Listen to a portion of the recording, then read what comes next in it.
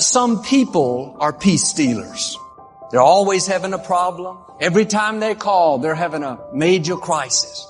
If you don't put up a boundary, they won't be the only one unhappy. You'll end up unhappy. I don't know about you, but I have enough drama in my own life. I don't need somebody else's drama. If they want to live upset, bitter, offended, in a crisis mode, that's their choice. But you shouldn't let them control you. Let them call you all hours of the day. You are not a garbage can. Like a business, you need to have hours of operation. You mean, Joel, don't answer the phone? Yes, that's why God created voicemail. Yet some people just too heavy when it comes to drama. When you have goals and dreams, you want to create a drama-free zone. Have you noticed some people are alarmist? They need you right now. Tomorrow will be too late. If you don't put up a boundary, you'll get pulled in. They'll get you all stirred up, stressed out. If you don't make them respect you, you'll be dealing with this same issue 20 years from now. Joel, what if I hurt their feelings? Well, what if you miss your destiny? God didn't call you to keep everyone happy. You have to protect your emotional energy. If you're taking in all this extra drama, involved in things you should never be involved in, you're not going to have the emotional energy for what you need. I'm not saying to be selfish. I'm saying be wise. You can't make people do what's right. You're not called to straighten everyone out. I've learned some people don't really want to change. They like the attention it brings to have you at their beck and call. If you don't bail them out, maybe they'll start taking responsibility. Life is too short to go through it being controlled. Some of your relatives that are upset with each other, don't waste your valuable time being upset with them. Turn it over to God and enjoy your life. Years ago, I had a friend that I grew up with, and over time, our paths went in different directions. He resented the fact that I wasn't around as much. Several times he tried to straighten me out. Why wasn't I there for him? On and on. And I went overboard to try to be good to him. But nothing I did was good enough. One day I realized he's counting on me to try to keep him happy. Every time he'd call, I'd get uptight, on edge. What have I done wrong now? What does he need? After about 5 years of doing this, I learned what I'm telling you. I don't have the emotional energy for all of his drama. I made up my mind I wasn't going to go the next 20 years like that. I put up some boundaries. I quit feeling guilty when I couldn't meet his demands. Sometimes you have to make hard decisions to reach your destiny. If you're trying to keep everybody around you happy, the one person who will not be happy is you.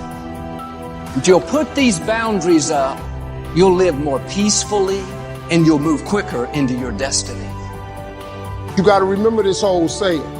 If you're the smartest person in your group, you need a new group. You cannot be the go-to person in the group. So, just upgrade your friends. If they get upset, they really weren't your friend. They were controllers. They like you for what you can do for them, not for who you are. Make a change and God will give you true friends. If you're doing all the giving and never receiving, that's out of balance. If you surround yourself with people that need you more than they feed you, then that's a red flag. You won't reach the fullness of your destiny with people that are constantly dragging you down. Think about it. I separated myself from somebody that I loved. But why did I try and help them? Because they wouldn't help themselves. You want to keep a social distance from poverty, social distance from people who don't want anything. Why? Because they rub off on you. You need people who feed you, people that inspire and challenge you, people who are consistent, not live in a crisis mode, moody, up and down, but people that are stable. For every happy friend you have, you are 20% more likely to be happy. If you walk with wise people, you will become wise. Proverbs says, if you hang around a gossip, you'll become a gossip. For every peace stealer you allow in your life, you are 20% more likely to live stressed, to have a crisis. I'm asking you to find happy friends. You don't have to make a big announcement. Like I did, just little by little, spend less and less time with that person. This is the reason many people are stuck. Who do you have in your life? What are you giving your time and energy to? Trying to keep someone happy? That's going to wear you out. It's time to make a change. You can't please everyone. There will always be people that need you. Somebody that needs rescuing, needs encouraging, needs your help. If you try to meet all the needs, you'll end up run down. Your number one priority is to keep yourself healthy. We all have to work and interact with different people, but we're supposed to do it from a place of peace, not stressed out, fighting everything that we don't like. Life is full of peace stealers. There will always be people and circumstances trying to pull you out. You have to put up some boundaries and not allow everything in.